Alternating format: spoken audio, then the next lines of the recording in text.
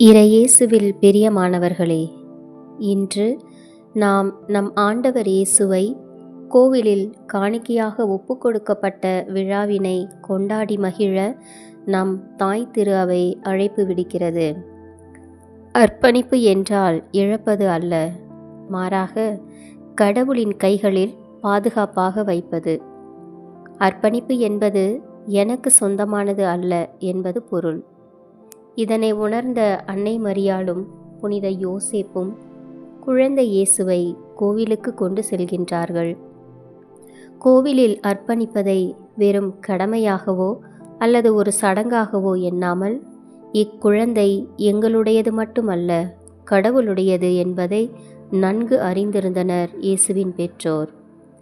இதே மனநிலையை பெற்றிட நாம் ஒவ்வொருவரும் இன்று அழைக்கப்படுகிறோம். நாம் வைத்திருக்கும் அனைத்தும் யாருடையவை? நம் வாழ்க்கை, நம்மை சுற்றியுள்ள உறவுகள் எல்லாம் நம்முடையது என்று நினைக்கிறோமே. உண்மையில் அவையெல்லாம் யார் கொடுத்தது என்று உணர்ந்து பார்க்க அழைக்கப்படுகிறோம். சிமியோன் மற்றும் அன்னா ஆகியோரின் நீண்ட கால காத்திருப்பும் இந்த நிகழ்வின் மூலம் நிறைவேறுவதை பார்க்கின்றோம்.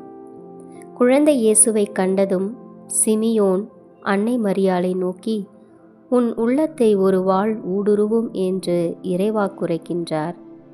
அன்னாளும் தனது இறை அனுபவத்தை எடுத்துரைக்கின்றார். நாமும் சிந்திப்போம். நான் கடவுளுக்கு என்னை உண்மையில் அர்ப்பணித்திருக்கின்றேனா, இல்லை பெயருக்காகவா? நான் காத்திருப்பது யாருக்காக? என் ஆசைகளுக்காகவா அல்லது கடவுளுக்காகவா? இயேசுவை ஏற்றுக்கொண்டால் வாழ்க்கை எளிதாகிவிடும் என்பதில்லை.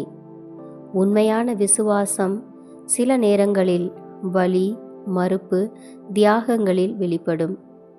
அதே நேரங்களில் உண்மையான கடவுள் அனுபவம் சாட்சியாக மாறும். இயேசுவை கைகளில் எடுக்கும் வரை அல்ல, அவருக்குள் நம் வாழ்க்கையை வைக்கும் வரை நமக்கு உண்மையான சமாதானம் கிடைக்காது என்பதை உணர்ந்தவர்களாய், உண்மையான இறைவனுக்காய் நம்மையும் நம் வாழ்க்கையையும் அர்ப்பணித்து முழுமையான வாழ்வை வாழ அருள் வேண்டி இறைபதம் இன்றைய நாளை ஒப்படைப்போம். இறைவனின் அருளும் ஆசீரும் நம் ஒவ்வொருவரையும் தொடர்ந்து வழிநடத்தட்டும்.